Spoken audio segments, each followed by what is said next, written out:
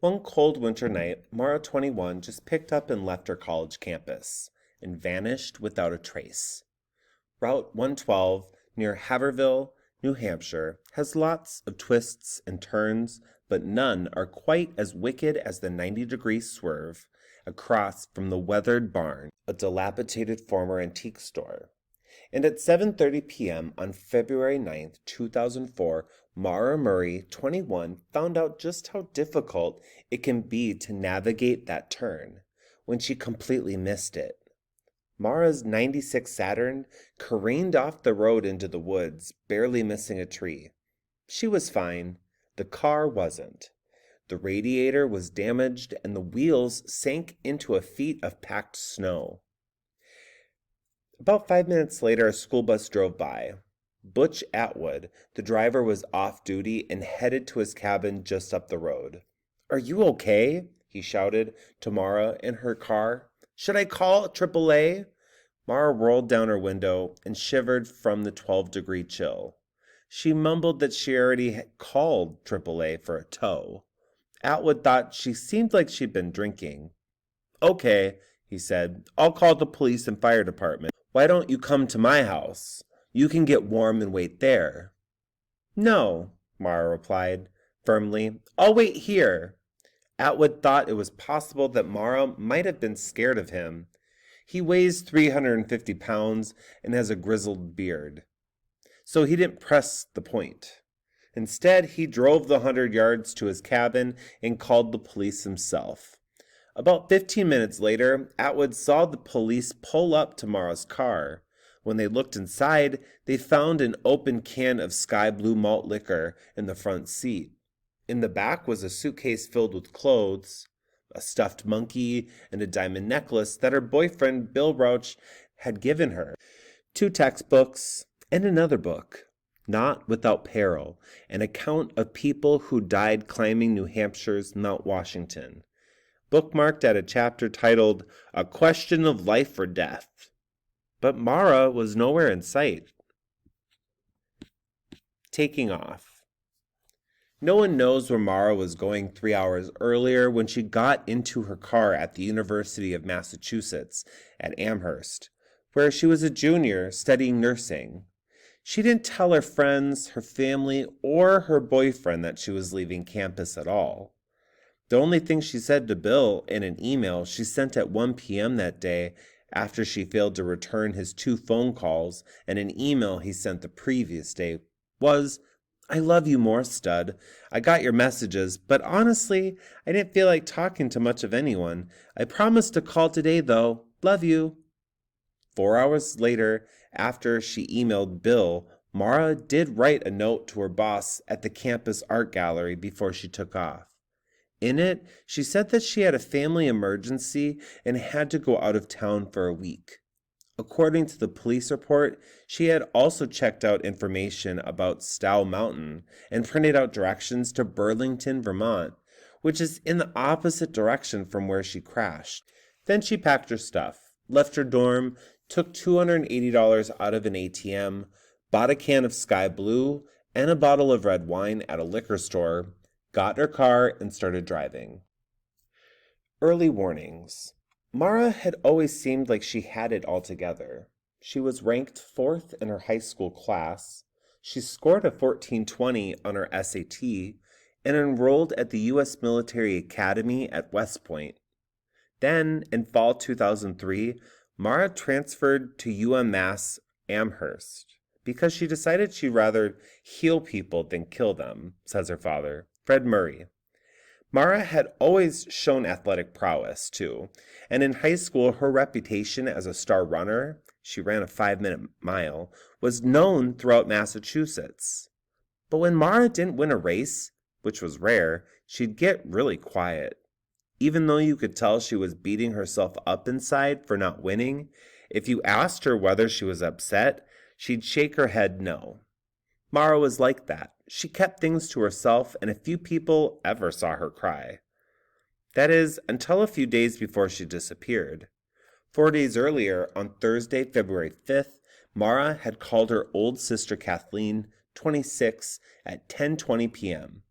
During a quiet patch at Mara's second job manning a dorm security desk, I was telling her all about this fight I had with my fiancé, says Kathleen. Mara kept saying, "Don't worry, he's a good guy, it'll work out." After they got off the phone, Mara was sitting at her desk doing her job.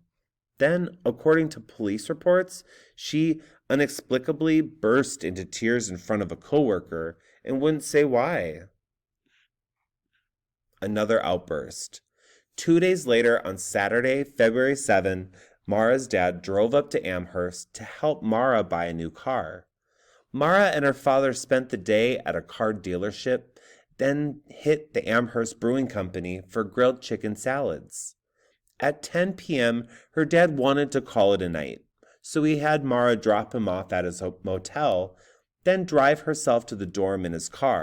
About an hour later, Mara arrived at her friend Sarah Alfieri's dorm room to hang out. For the next 3 hours, Mara, Sarah, and a couple of friends sat around talking and listening to music while drinking Sky Blue, malt mixed, and a little bit of wine. A couple of times when there were pauses in the conversation, Mara mentioned that she wanted to return the car to her dad that night. "It didn't make any sense," says Kate Markolopoulos, who was there. Why would Mara, who had a few drinks and seemed tired, go to the trouble of driving all the way to her dad's motel in the middle of the night when she didn't need to? At 2:30 a.m., Mara left Sarah's room, telling everyone she was going to go upstairs to her room. But instead, she got into her dad's car and started driving back to his motel. On the highway, the car jumped a sandy embankment and hit a guardrail. The front of the car's radiator crumbled, so Mara called AAA to tow the car. The police arrived and wrote up a report, but didn't give Mara a ticket. When Mara told her father about the accident the next morning, he was upset. "The first thing I asked was, 'Are you all right?' he says." As Fred Murray calls garages, Mara sat there crying. She kept repeating, "I'm sorry," over and over, he says. "I think she felt like she had really let me down." At 2 p.m., Murray dropped a still teary Mara off at her dorm in a rental car. I said, "Mara, it will get fixed, don't worry," he says. Then Mara got out and her dad drove away. Desperate search. The next day on February 9, the New Hampshire police arrived at the scene at Mara's second accident, the one on Route 112. The police, fire department, and local residents searched area roads for her. They also left a message for the Murray family to let them know that there had been an accident. When Mara didn't turn up the next day, the police called again and told them she was missing. Fred Murray drove up to New Hampshire and got a room at the Wells River Motel near the accident site. As the police continued their search, Murray, along with the rest of his family and Mara's boyfriend, combed the area too. I can't explain how it feels to be walking up an embankment, thigh deep in snow, and then there's a big hill in front of you, and you have to walk up it because you see footprints in the snow, and you might find your sister's body at the end, says Kathleen.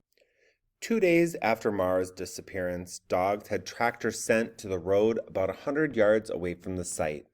Her family thought that maybe someone had picked Mara up, so they printed up 15,000 flyers with her picture, and a crew of volunteers began tracking them to every signpost and gas station within 50 miles. But weeks went by and no one came forward, so the Murrays are still searching for Mara. Questions remain. There is still no sign of Mara. The only thing that makes sense is that a bad guy got her, says her dad. But police disagree. There is no evidence that she was abducted, says New Hampshire State Police Sergeant Thomas York. Police have told newspapers that they suspect Mara intended to kill herself, but they reached no conclusions. As far as we're concerned, she's a missing person, says York. Mara's crying, along with her atypical drinking. Her family and friends say she wasn't a drinker. And the 2 car accidents just before she disappeared raises the question of whether she was buckling under some emotional pain. I don't know what could have been going on that she didn't tell me about, says Bill. As far as I knew, everything was fine. I may go to my grave never knowing where she's gone or even why she left school, says her father. And as far as I can tell, no one else knows either.